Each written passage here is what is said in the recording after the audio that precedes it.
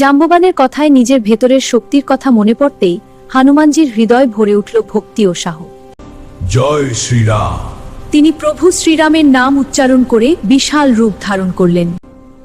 চারপাশে দাঁড়িয়ে থাকা বানর সেনা বিস্ময়ে তাকিয়ে রইল, কারণ তাদের সামনে যেন এক পর্বতের মতো মহাশক্তিশালী রূপে দাঁড়িয়ে আছেন হনুমানজি। সীতামাতার সন্ধান পাওয়ার জন্য এই সমুদ্র পার হওয়াই ছিল একমাত্র উপায়।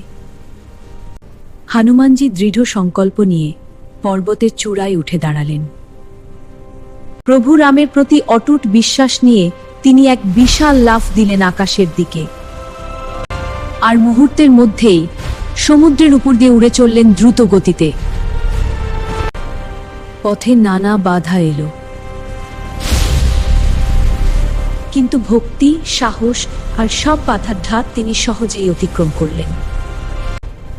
অবশেষে দূরে দেখা গেল সোনালী নগরী লঙ্কা। হনুমানজি বুঝতে পারলেন তার মহান যাত্রার প্রথম ধাপ সফল হয়েছে।